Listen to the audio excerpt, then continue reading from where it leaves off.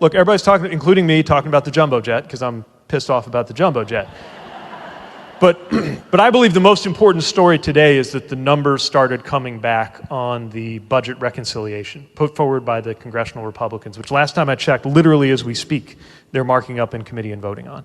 And it is literally a zero-sum game, because the more they do this, the less there is for that. So yes, I am against the enormous tax cuts for the rich that they are pushing through.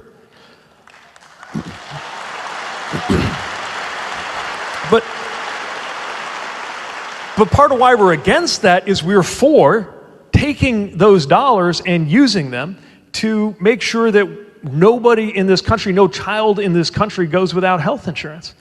To make sure that no child in this country goes hungry. We heard earlier about that USDA program that my friend and colleague Secretary Vilsack had to help make sure that more food goes directly from farms to people who need it. I'm for that. We could do that. It is very easy to get under Donald Trump's skin. This is a weak, a very angry, a very easily triggered man. But to live rentrer in his head is a step above. It is an achievement we have seen from Michelle and Barack Obama. Of course, Jasmine Crockett, and the latest person to reach that podium is Pete Buttigieg, who Donald Trump has been attacking nonstop and just did. After Pete called out his latest criminal scandal, we're going to get into it all. But before we do, if I could quickly ask you to leave a like on this video, and if you haven't already and you enjoy our channel, to hit that subscribe button. It goes a long way.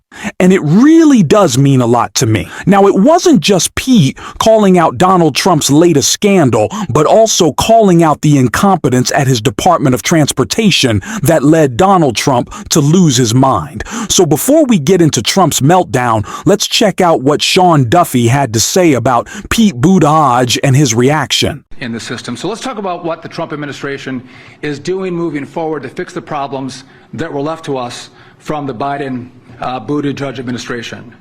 Now, while these temporary software fixes that I mentioned earlier that worked on Sunday morning should prevent future outages, the core issue is the telecommunication lines. Here's what we're doing to fix the telecom. One, I'll be requesting an OIG investigation into the failures of the last administration and the decisions that were made to move the TRACON from N90 in New York down to Philadelphia, and the work that was done to plan for this move and making sure that the lines were hardened. Of course, they're now calling it the Biden-Buttigieg administration won. Like, that's a bad thing to the Biden-Buttigieg administration. Their great crime was making sure planes didn't crash and making the biggest investment we've ever seen in American infrastructure. That's supposed to be spun somehow is this bad thing. That's what you're attacking Pete Buttigieg and Joe Biden for. Yeah. I think you're going to have to check that message testing, Sean Duffy, because it's not really working out, just not really going to fly for you. And speaking of which, speaking of flying, which seems to be the biggest topic of conversation around scandals for this administration, Buttigieg not only called out Donald Trump's giant bribe from Keter, but also made sure to call out the other way that he's screwing over working people.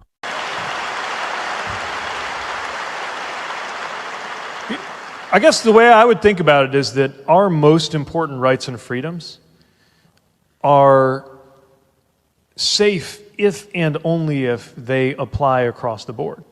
So just like freedom of speech isn't freedom of speech if it's only for speech we agree with, right? It's why, because Voltaire said, I detest what you have to say, but I will defend to the death your right to say it, right? It is precisely with disagreeable speech that we prove that we really mean it when we say freedom of speech. Same thing with the rule of law. You know, they're saying like, oh, well, this guy, you know, he's a criminal. The whole point is that no one person, least of all, no one politician, gets to decide that you're a criminal. Who decides? We have a process. We have laws. That's what due process is. You're not a criminal because the head of the government of the country you live in says you're a criminal. Then, if that is the way it works, we are not a nation of laws. The whole Constitution points to a way of making sure that we give people that due process, that we count on that due process. And it can involve, for those who are involved in law enforcement and the judicial system here, it involves probable cause and a jury of your peers. I didn't go to law school. I'm not a lawyer. You shouldn't have to be to know that due process is afforded to everybody, because it is through that due process that our society can make decisions, including challenging decisions about what happens to you if you are in fact held to be in violation of the law. As, ironically, happened to the president himself when he went through probable cause, due process, judge, jury, all of that. He got due process.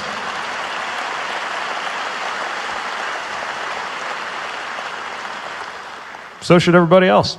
That's how I think about it. I love what Pete is doing here. These two corruption scandals, these work in concert. The cuts to Medicaid and the corruption scandal from Donald Trump is just an example of what this administration cares about. Making sure that Donald Trump is happy, making sure that billionaires are taken care of, making sure that the worst people in the world are being praised by the president right at his benefit. That is what this is all about. And clearly it struck a nerve with Trump, because he started attacking Pete right here in just a very weird meltdown. Tree comes down also, by the way. It's so intense. I mean, you see these trees being knocked down like they're being sawed down by a top-of-the-line timberman, like you know who? Sean Duffy. Do you know that Sean Duffy, the head of the transportation department, who's working right now on the airports and getting a system because Biden didn't do a thing for 4 years, and Pete Buttigieg was the head, and he goes bicycling to work. He takes a bicycle to work. Can you believe he's running the biggest air system in the world, and he takes a bicycle to work? And they say he's going to run for president. I don't see it. Who knows, right? But I don't see it. But when I look at what they've done, it's so horrible what they've done. And the work they did do, they wasted billions of dollars. They tried to hook up air systems to copper, and they tried to hook up copper to glass, and the glass doesn't work with the copper. And they had 30,000 different contractors doing 30,000 jobs. And when they put it all together, they spent billions of dollars. It didn't even come close to working, and we're going to be giving out a brand new system. It's very important. We'll have the best system, and we think we know who that system is, but we have a lot of... And if you want to support that, as always, you can hit that subscribe button, leave a like on this video. And if you stuck around to the end, you can drop a blue heart in the comments. And until next time, I'll see you soon.